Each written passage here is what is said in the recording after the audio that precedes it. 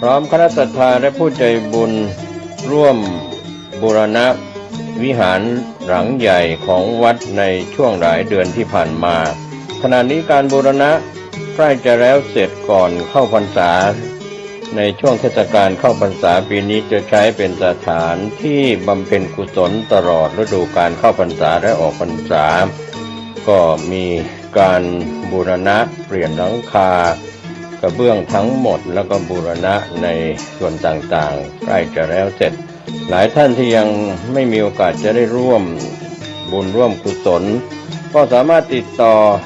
สอบถามและร่วมทำบุญได้ที่พระครูประภัชชัยคุณเจ้าคณะตำบลสันปุเรยเขต 2เจ้าอาวาสวัดไทยสถานตำบลสันปุเรยอำเภอ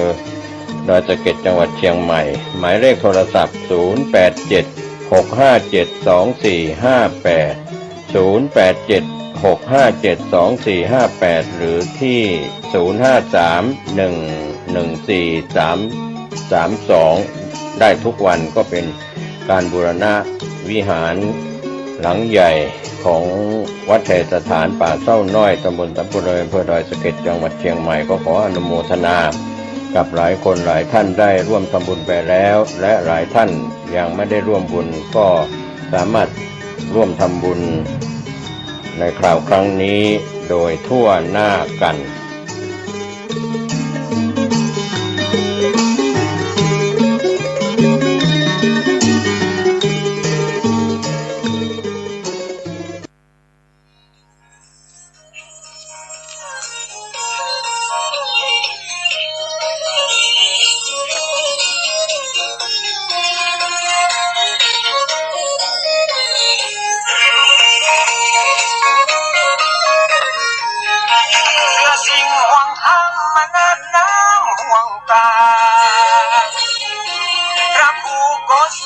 ห่วงศรัทธาเจ้าบ้านห่วงวัฒนธรรมเก่าเดิมเฮานั้นจะอุดจะสั้นและสูญหายไป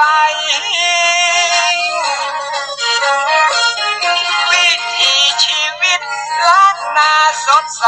นั้นจะกลับกลายวิโยคโศกเศร้าอย่าฮือเสียงสูดอุดตายหายเก่าพระครูโกศลสุตวิธานเมตตาขอเชิญศรัทธาญาติโยมไกลไกลฟังรายการทั้งธรรมทั้งสงบมือได้ขึ้น104.5ยามมีเวลาสถานีวิทยุพระพุทธศาสนามุนขึ้นซ้อหารับฟังมือได้สารธรรมคำสอนหลากหลายฝากไว้ถึงโลกจะเปลี่ยนไปตามสมัยขอให้เฮาตั้งหลายห่วงใยไฟเอื้อของดีบ้านเฮาแต่เก่าก่อนเอื้อเด็ดบัวเหลือนักยังเยื่อใยอนุรักษ์รักษาตราบอายุไขผู้ล้านนาไทยและลูกหลานตาเศร้าห่วงไว้คือลูกคือหลานนั้นเรากินเมี่ยงจากปากกินมาจากหูแกงปลาใส่ตูนมีข้าวหุ่นจียำฟังรายการทั้งทำเอาทำมาเตื่อมกำผู้ทำก็ตกต่ำในอาชีพการงานที่ธรรมะก่อนตกมีความสุขสันต์ยึดเอาหลักการคำสอนพระเจ้ามาประคับประคองชีวิตถึงคำเจ้า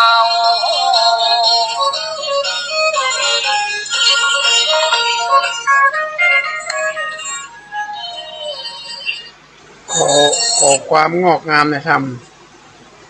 ขององค์พระสัมมาสัมพุทธเจ้า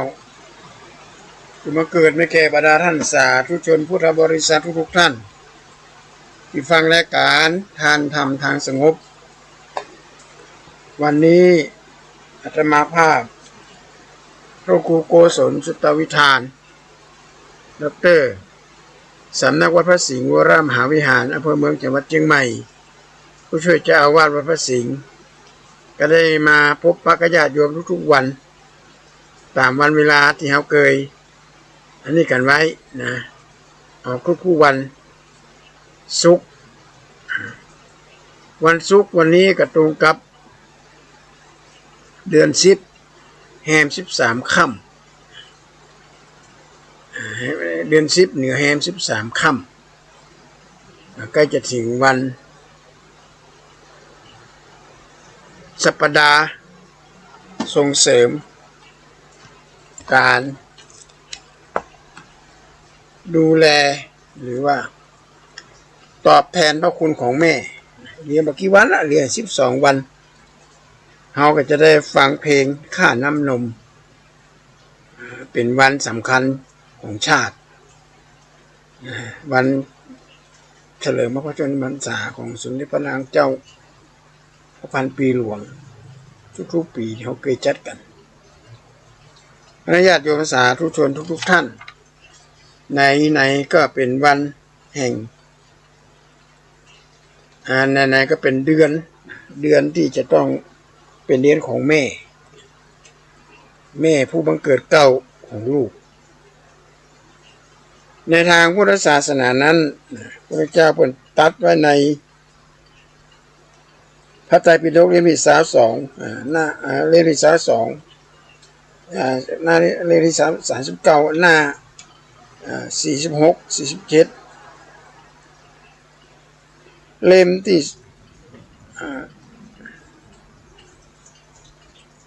เป็นได้กล่าวถึงหน้าที่ของลูก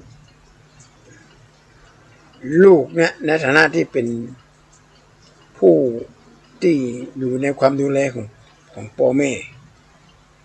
แต่ทั้งนี้ถ้าหากว่าพ่อแม่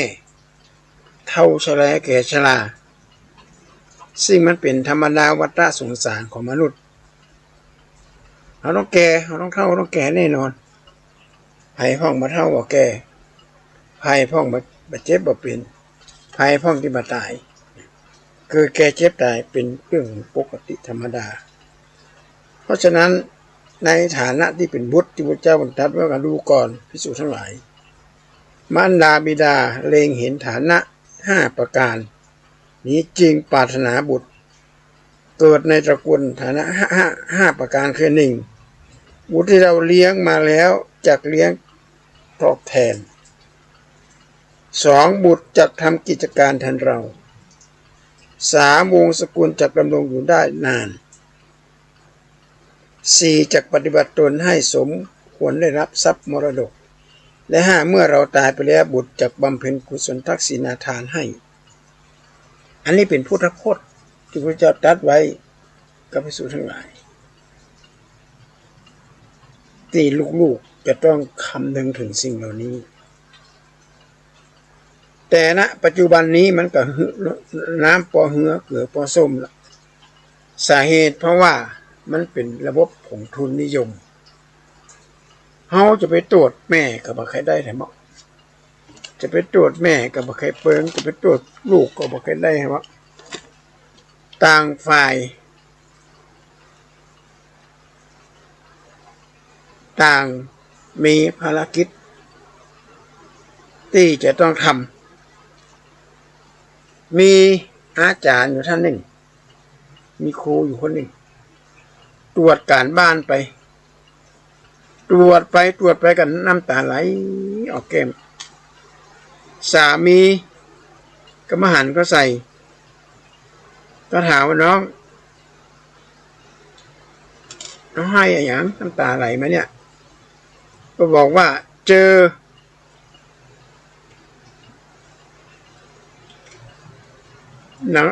บทความหรือเรียงความของละอ่อนน้อยคนหนึ่งเพราะว่าอาจารย์ที่สอน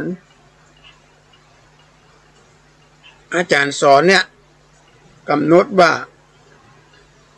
ฉันอยากจะเป็นอะไรในโลกนี้ แต่ละคนก็ฉันอยากจะเป็นนกบินข้ามน้ำข้ามทะเลบินเข้าในป่ามีความอิสระเสรีภาพบางคนอยากจะเกิดเป็นแมวมันสวยงามขนปุกปุยบางคนก็อยากจะเกิดเป็นช้างบางคนก็คือตามภาษาของละอ่อนน้อยแต่มีละอ่อนคนหนึ่งเขียนบทความว่าฉันอยากจะเกิดมาเป็น iPhone iPad ฉันอยากจะเกิดมาเป็นโทรศัพท์มือถือเพราะว่าฉันจะได้อยู่ใกล้ชิดกับพ่อกับแม่ทุกวันนี้พ่อแม่รักและห่วงหาอะไร iPhone คือมือถือกับ iPad ตื่นมาพ่อแม่ก็จะดูอย่างนี้แหละลูกจะเป็นยังไงลูกกินอาหารหรือยังอิ่มหรือยังไงนี่พ่อแม่ไม่ค่อยถามพ่อแม่จะถามนั่นแหละจะกดไลน์กดเฟซกดไลน์อะไรส่งไปหาเพื่อนส่งไปจวดอยู่ตลอดกลับจากทำงานแทนที่ดิฉันจะได้กอดแม่ฉันจะได้กอดพ่อแต่ดิฉันไม่ได้กอดเลยพ่อมัวแต่ดู iPhone ดูมือถือเพราะฉะนั้นเกิดชาติไหนหนูขอเกิดเป็น iPhone นี่ของคุณพ่อดิฉันอยากจะอยู่ใกล้ชิดพ่อแล้วพ่อก็ถามว่าเด็กคนนั้นเป็นลูกใครเนี่ยก็ลูกเรานี่แหละพี่ทั้งสองคนกอดคอร่ำไห้ร้องห่มร้องไห้ก็เป็นที่อันแท้ๆเลยญาติโยมยุคนี้สมัยนี้พ่อแม่บ่มีเวลาที่จะให้ลูกถึงมีก็มีน้อยขนาดมีน้อยมัวก็ไปเสาะหายศถาบรรดาศักดิ์เสาะแสวงหาสิ่งต่างนอกแล้วละอ่อนน้อยเนี่ยมันเป็นวัยที่ว่ามันล่อแหลมยุคนี้นะ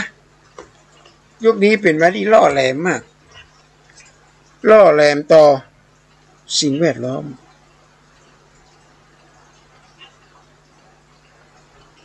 อาตมาภาพได้หันในไลน์ของคนหนึ่งเขาส่งมาว่าบุหรี่ไฟฟ้าโดยปกติมันจะเป็นก้อบูยาจะมีน้ำยาอยู่ทางในแมนออกมาโผล่ออกมากระดูดเติมน้ำยาแล้วก็สูบเข้าไปแล้วก็อันตรายกว่าบุหรี่ธรรมดาเป็น10 เท่าอันตรายกว่าบุหรี่ธรรมดาแต่ทั้งนี้ทั้งนั้นมีคนหัวใสญาติโยมอาตมาหันและสลดใจมากทำบุหรี่เป็นนาฬิกาต่างนอกเป็นนาฬิกา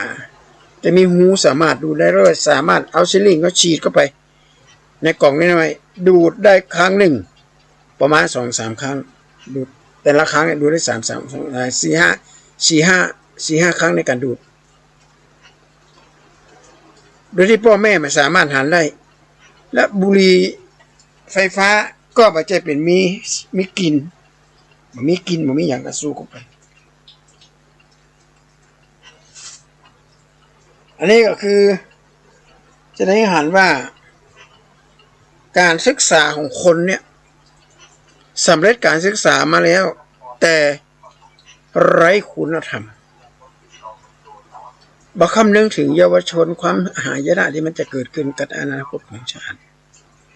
ละอ่อนก็เหมือนผ้าขาวที่พับไว้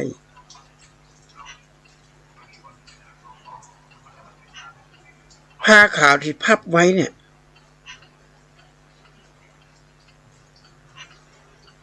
เป็นผ้าขาวที่บริสุทธิ์ผุดผ่อง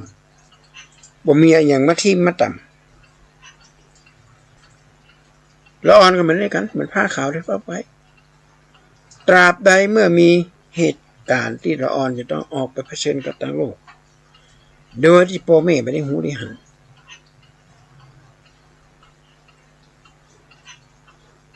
และคือคนรับการศึกษามาอย่างดีแต่นำความรู้ความสามารถไปผลิตผลิตภัณฑ์สร้างความหายนะขึ้นเข้าสู่เยาวชนของชาติ เป็นสิ่งที่น่ากลัวมากแน่อยู่นั้นบุตรที่เราเลี้ยงมาเนี่ยก็จะตอบแทนบุญคุณท่านยามมีกิจมาให้เจ้าเฝ้ารับใช้ยามป่วยไข้มาให้เจ้าเฝ้ารักษาถึงยามรับดับขันลงชีวามาให้เจ้าปิตาเวลาตายข้อที่สองนั้นบุตรจักทำกิจการแทนเฮา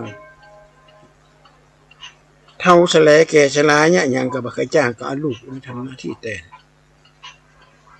แต่ก็เป็นหน้าที่เสียดายอาชีพบางอย่างเนี่ยพ่อแม่อุตสาห์เป็นพันของมันเป็นอาชีพประจำมรดกแต่พ่อแม่มันสามารถที่จะมอบมรดกเหล่านี้ให้ลูกได้เพราะว่าลูกไม่ได้สนใจมรดกของพ่อแม่ก็ไปที่น่าเสียดายเอาจะยกตัวอย่างเช่นท่านทำให้ไถนาประเด็นนี้มาใครมีกันละการไถนาการยังการงานเนี่ยมันเคยมีกัน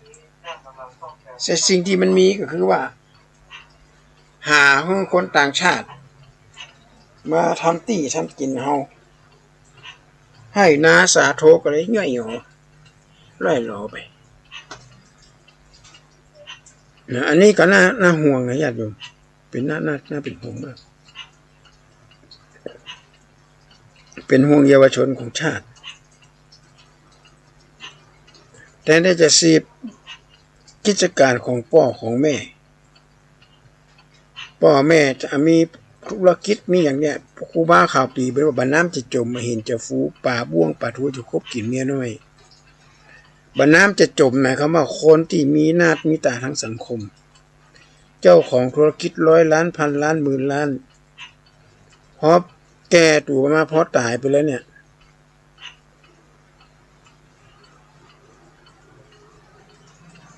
บ่มีไผสืบทอดมรดกถึงแม้สืบลูกหลานก็เอาเงินไปเผาไปผ่าไปเล่นกันการพนันชิบหายวายป่วงเป็นเรื่องที่น่ากลัวมากญาติโยมเป็นเรื่องน่ากลัวมากมันน้ำจะจมแล้วไปเห็นจะฟูกับมาครับว่าคนทุกคนจนกัดก้อนกินเกลือเก็บหอมรอมริบแสวงหาข้าวแก้วแหวงข้าวของเงินทองเก็บไปซื้อที่ซื้อตั้งขยายกิจการต่างๆนานาครับแต่มาเป็นคนรวยได้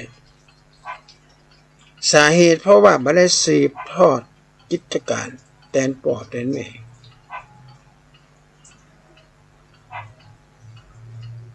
อันนี้นะญาติโยมเป็นเรื่องที่สำคัญมากมันจะเรื่องไกลตัวแต่เป็นเรื่องที่ใกล้ตัวเป็นเรื่องที่ใกล้ตัวมากเขาไปรู้เหตุรอบนอกมีคนเฒ่า2 คนเฒ่านั่งอู้กันถามว่าอุ้ยลูกไปไหนโอ้ยไปอยู่ปุ๊บไปอยู่ต่างประเทศพ่องไปอยู่ในกรุงเทพพ่องไปอยู่จังหวัดนี้ไปตาไปขายอู้กันทางไลน์อู้กันทางโทรศัพท์หัวแล้วให้นาสาธุนี่ก็นี่ก็เขาเจ้าไปเนี่ยคนต่างบ้านต่างเมืองเรียนมาเจ้าไปมาซื้อไปแผ่นดินที่เฮาเคยอาศัยบรรพบุรุษที่เป็นกอบกู้เอกราช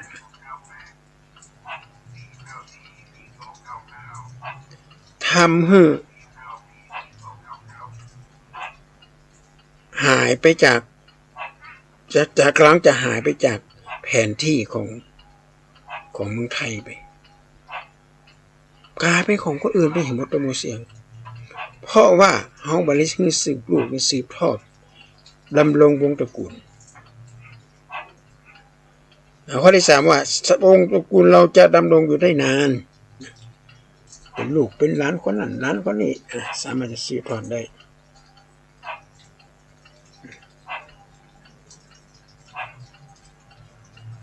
เพราะอาศัยลูกหลาน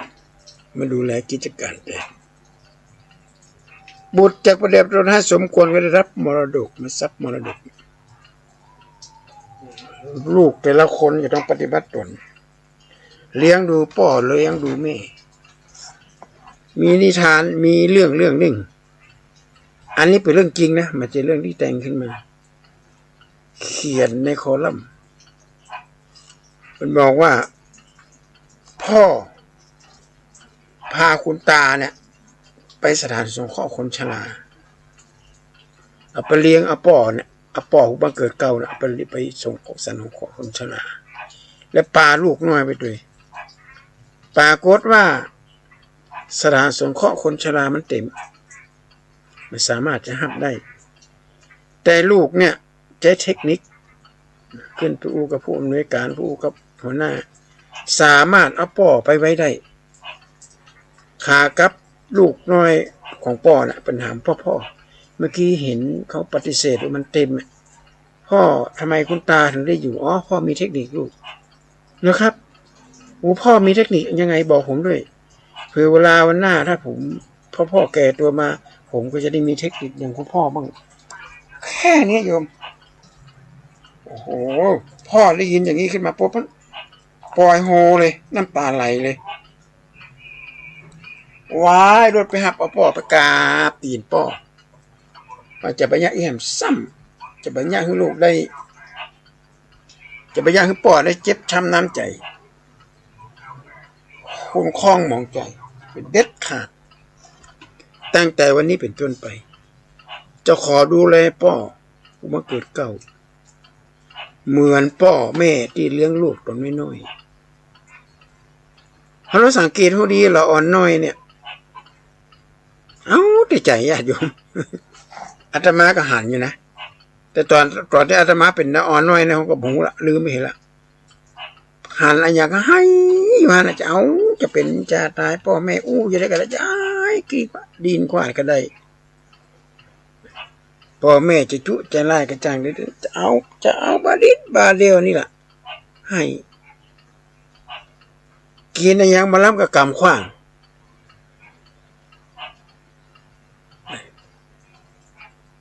เสื้อผ้าอาพอมาสนใจละลูกแม่เป็นคนซักพ่อแม่เป็นคนซักทีนี้พออ่อนน้อย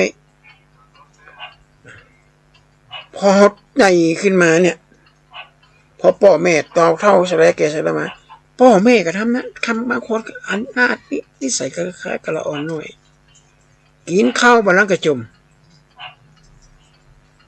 กินแล้วก็บอกบ่ได้กินอย่างนี้เป็นต้นเพราะฉะนั้นอาตมาภาพขอเตือนญาติโยมว่าไผ่ที่ดูแลแม่ไผ่ที่ดูแลพ่อเป็นคนที่มีบุญญาวาสนาเลยแล้วถือเห็นว่าพ่อแม่ที่เขาเลี้ยงดูเนี่ยเป็นตัวตลกกันแล้วกันถ้าเวลาเป็นโคตรเวลาพ่อเขาได้ยังพ่อเขากินยังกินแล้วบอกว่าไม่ได้กินถือไปเลี้ยงตลกอาตมาภาพได้หันเป็นตัวอย่างละอ่อนน้อยปุ้ยเขียวเนี่ยนะตอนเป็นหนุ่มเนี่ยเป็นขยันขันแข็งหิมากาขายซื้อให้ซื้อนาลูกได้ให้ได้นากันโอ้คนละ10 ไร่20 ไร่ปุ้ยเขียวทีนี้พอตัวเป็นแก่ตัวลงมาเนี่ยปุ้ยเขียวเนี่ยนะเจ้าแต่ใจตัวเก่า กินข้าวต้มก็ว่าบะล้ำลูกก็เอาลูกแล้วเราคนมาถามจะใส่อย่างพ่อครับที่แกกำกับกระมังขวางทุกคนก็แค่หูถือไปเรื่องตลกไปถ้าไผ่เข้ามาในบ้านไปจะเล่าไอ้นั่นว่าคิงป่ะไอ้นั่นกูเล่าคิงแบบคือเก็บกำเหลือมาใส่กำไตลูกกับมียาแค่หัวกัน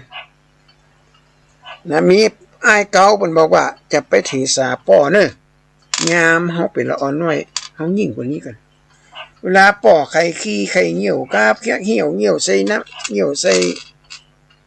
เสื้อใส่ผ้าก็อย่างกันเนี่ยเป็นเรื่องตลกไปเจอกันเอาไปซักไว้สิเวลาป่อกินข้าวแล้วบอกว่าไม่ได้กินก็เป็นกินเนี่ย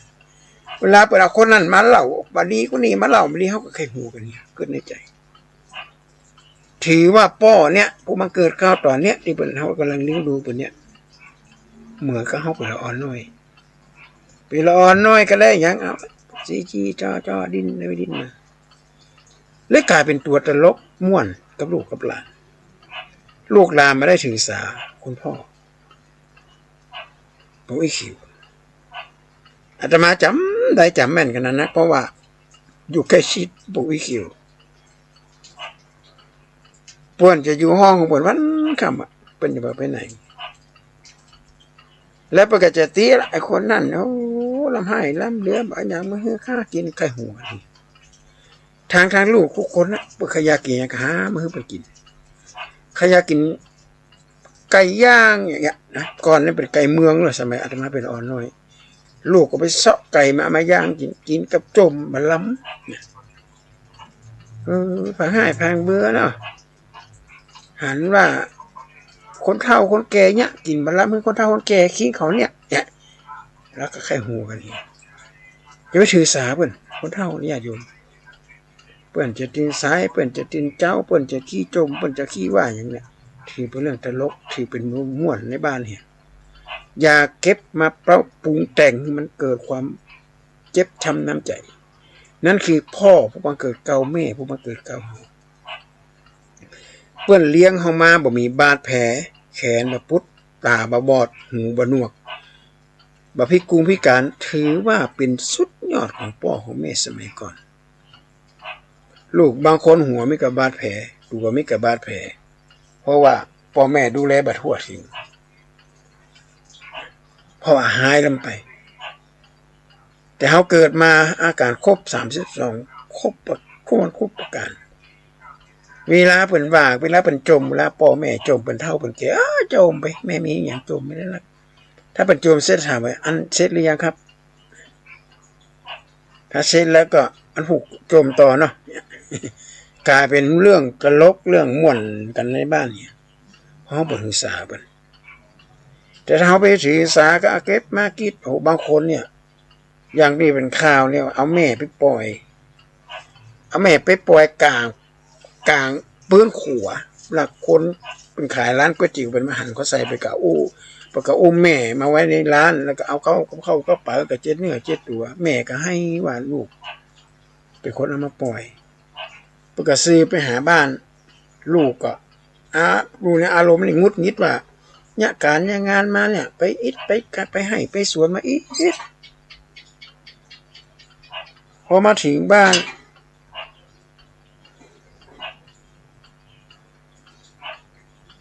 ผมถึงบ้าน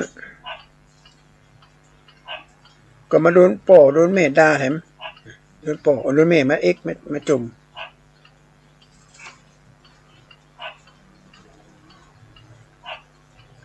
ก็เลยโมโหเอาแม่มาปล่อยทางสถานที่สงเคราะห์คนชราก็เอาเอาน้องหรืออบรมสงบสติอารมณ์ให้ก่อนมันบอกว่าถ้าบ่ไหวหรือบ้ากว่าแห้งทางสังคมสงเคราะห์เปิ้นก็จะเอาแม่ไปเลี้ยงถึงแม้จะเหน็ดจะเหนื่อยขนาดไหนเหมือนกับญาติโยมตอนที่เราอ่อนน้อยตอนนี้เขามีลูกน้อยเนี่ยขนาดไปให้ไปสวนปิกมาใครอยากกินอยากก็ให้วะนะดินขวาดมาเกิดถึงว่าแม่หาเงินมาได้กว่าจะได้มาแต่ละบาทแต่ละสตางค์กว่าจะหาเงินมาได้กว่าจะเสาะหาอย่างมาพุทธธรรมโมสังโฆอีกเถอะกลายเป็นว่าลูกละเขาได้อย่างเขาได้บิบเดียวเนี่ยให้พ่อแม่ต้องซ่อหามาให้ยิ่งละอ่อนยุคนี้เนี่ยญาติโยมปะโอ้เป็นละอ่อนที่แข่งขันกัน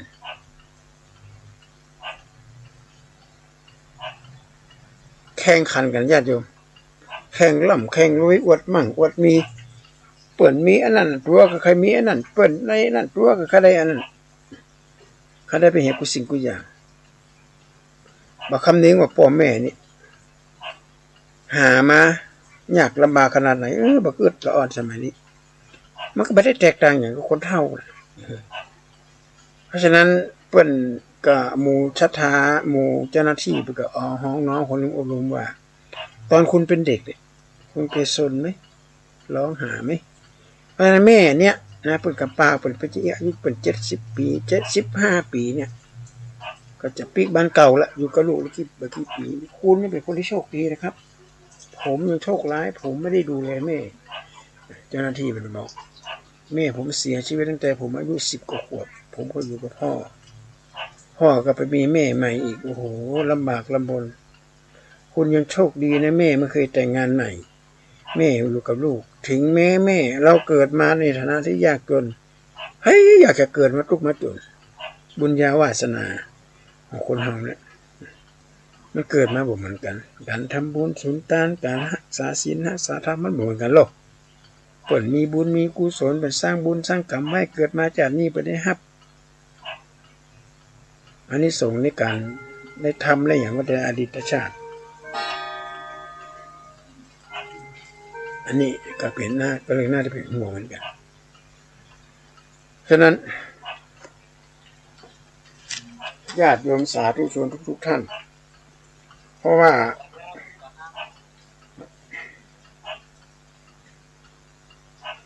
ญาติโยมสาธุชนทุกท่านก็เฮาจะต้องเข้าอกเข้าใจกันว่าครับอาจารย์ครับครับครับ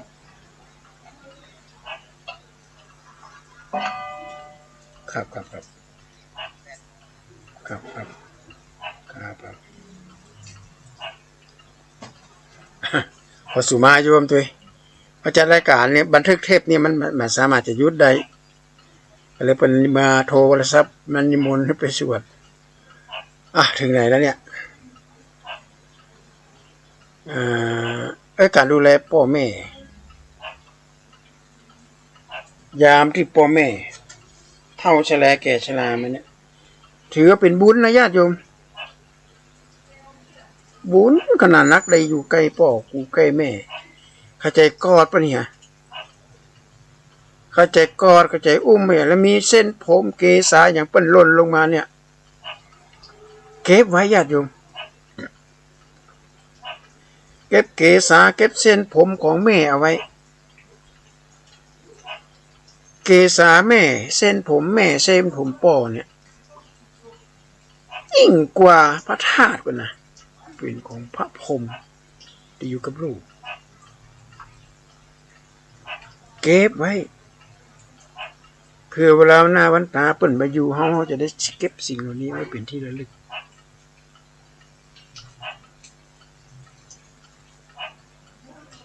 มีนิทานอยู่เรื่องหนึ่งมันจะนิทานอาจจะเป็นเรื่องจริงกับจริงพ่อเปิ่นเลี้ยงหลอนน้องลูกหน่อยโอ้น่าฮักแม่ป่อนี่ฮักลูกที่สุดเลยจึงป่อถึงแม่ฮักลูกขนาดนั้นปรากฏว่าอยู่ไปอยู่มาลูก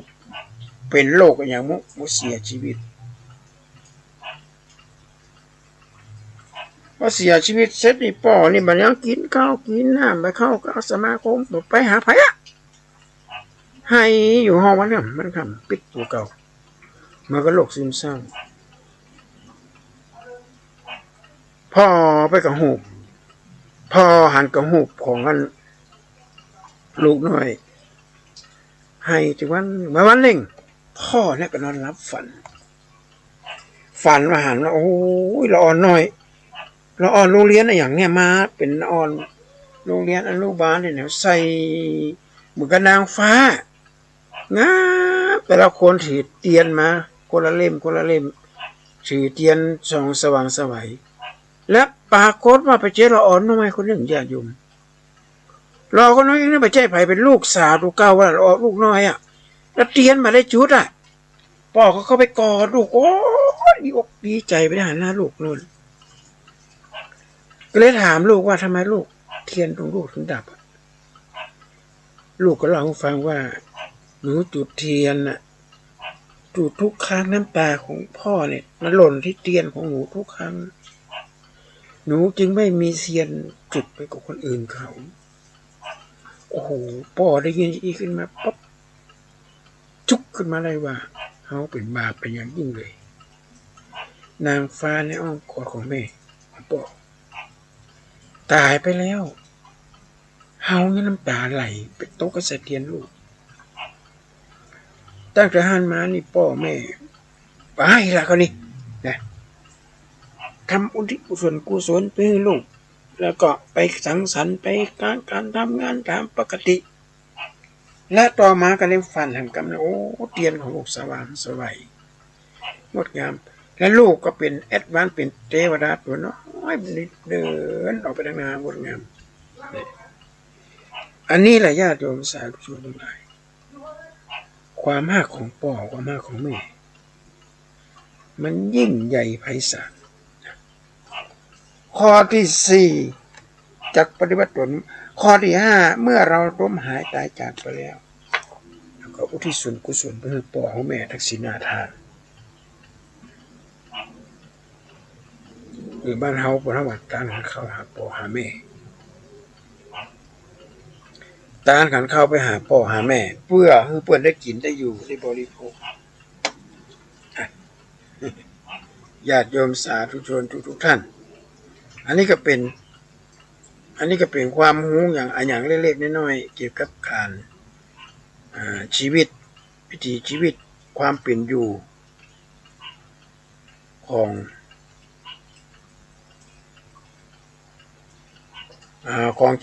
ชาวพุทธเขาแหละโดยเฉพาะชาวล้านนาเขาชาวล้านนาก็รายการทานธรรมทางสงบนี่ก็ทุกครั้งเขาจะจัด1 ชั่วโมงนะญาติโยมแต่บังเอิญว่าโน้ตบุ๊กของอาตมาที่บันทึกเทปเนี่ยมันบันทึกได้คือว่าถึงบ่เกิน40 นาทีถ้าเกิน40 นาทีเนี่ยมันสามารถจะส่งวิทยาพระครูสมุวิสุวัตวัดฝ่ายหินได้ต้องส่งต้องให้เปิ่นมาอันนี้ก็เปิ่นใจโปรแกรมอันนี้ก็ PC Anywhere มาก็ไปเพราะฉะนั้นก็ขอฝากเป็นปริศนาธรรมป่าเป็นเขาข้ามเขาเขือว่าคุณแม่เขาเนี่ยสุดยอดเก่งๆเลี้ยงลูกเขาเองจากนม2 เต้าสาเลือดผสมน้ำนมแตงเขาเลี้ยงดูหมูเฮาลูกน้อยลูกเข้าสู่คันมันดาเรียบร้อยกระตุบบ่น้อยในเฮา3 เดือนเต้ากุ๊บแม่นั่งปกเหงาหาที่มันเท่ามันตึงมาได้จะกินอะไรอย่างลงต้องลงใส่แม่กินกระค่าต้นอันนี้เป็นแพ้ท้องกี่แม่กินลงไปให้เหลือ5 ต้น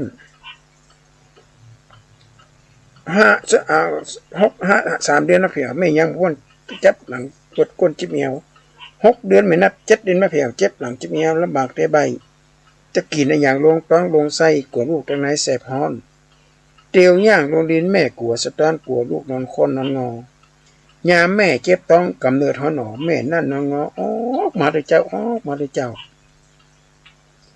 2 มือแม่สวามเสาะหาลูกจะปลูกเตาออกมาเด้อลงยาวลูกหัก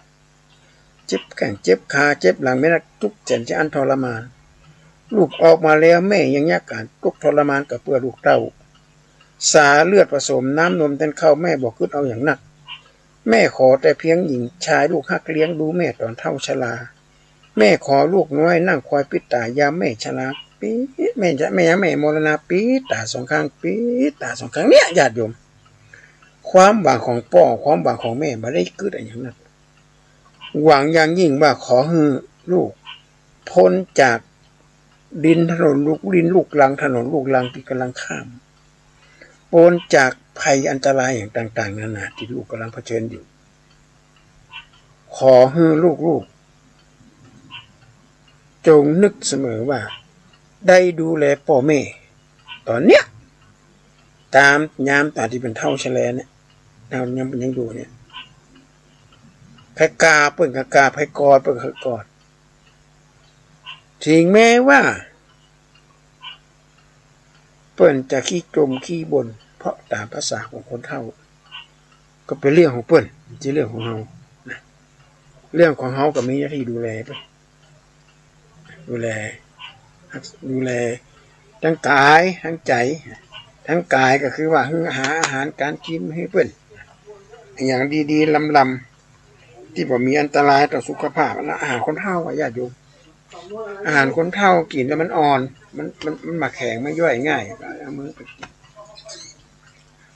ปลาเปิ่นเขาวัดเขาว่าใส่บาตรคนเฒ่าด้วยหงกินหุ่นตาลลูกเขาแก่นะเพราะฉะนั้นวันนี้รายการทานธรรมทางสงบมาถึงวาระสุดท้ายของรายการก็ขออนุโมทนาญาติโยมสาธุชนทุกท่านตั้งใจคิดตั้งใจฟังก็หลายคนที่มาขอข้าวห้ หลายคนที่โทรศัพท์มาอู้มาจ๋ามาปรึกษาหารือ0815955609โทรศัพท์มาได้พระครูโกศลสุตตวิธานก็ยินดีจะให้คำแนะนำอย่างต่างๆว่าปัญหาชีวิตของคนเฮามันมีหมดญาติโยมอาตมาภาพได้อู้ในรายการท่านทำทางสงบอยู่สม่ำเสมอว่าเฮาเกิดมาเหมือนเฮาลงไปในทะเลเฮาเจตนาที่จะลงในทะเลนะเขาเจตนาที่จะเกิดมาเป็นคนนะแล้วโลมแล้วนึกถึงว่าเขาลงในทะเลมีอย่างความกุ้งหอยปูปลามีสัปปะในทะเลเขาจะไปจมนะโอ้ยไม่นักว่ามันเจอเพราะเขามีโอกาสได้ลงไปละการเกิดมาเป็นคนเหมือนกันโลกธรรม8มันต้องติดเนื้อติดตัวเขาตลอดนะได้ลาบเสื่อมลาบได้ยศเสื่อมยศได้ยศได้ยศเสื่อมยศนี้ได้นินทาได้สรรเสริญมีทุกข์มีสุขมันผสมกันไปเปิ่นฮ้อมกับโลกธรรมทั้ง8ต่อเขาเป็นเตบุตรเทพนะสวงสวรรค์ต่อเขาเป็นมหาเศรษฐีร่ำรวยอย่างมหาเศรษฐีประเทศคูเวตญาติโยมเฉพาะโถสะโครกห้องน้ำเนี่ยห้องน้ำสร้างในมูลค่า200 กว่าล้านโอ้ยอย่ามาแต่งได้เป็นทองคำอย่างนั้น200เฉพาะสะโครกนะ200 กว่าล้านมันรวมอย่างอื่นนะฝาพระเปื้อนปูด้วยทองคำเป็นแผ่นนะรวยแต่พอตายไปแล้วเอาไปไม่ได้สักอย่างเลยเอาไปไม่ได้สักอย่างละแก้วมาลูนมันก็สมบัติพัดกันชมนะพอกันช่วงข้างช่วงข่าวดังนั้นก็ขอฝากเป็นข้อคิดเตือนใจเขาว่าเกิดมาเป็นคนถือว่าเป็นบุญญาวาสนาที่เขาได้มาพบปะพุทธศาสนาไม่ได้ธรรมดาละนะเพราะว่าการที่จะเกิดมาพบพุทธศาสนานี่มันจะของง่ายที่จะเกิดมาแล้วเพิ่นบอกว่าต่อมีภัยที่จะได้เป็น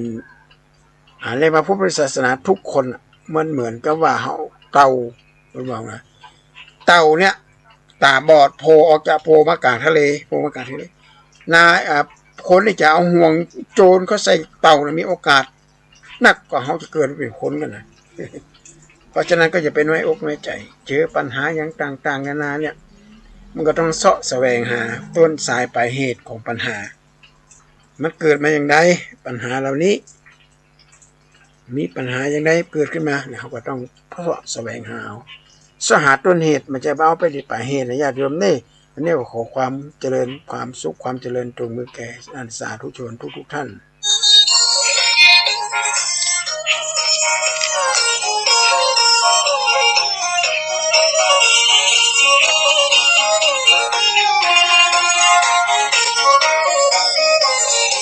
ควบคุมติดตาหูจมูกลิ้นกายใจนี่หมดเพราะตรงนี้มัน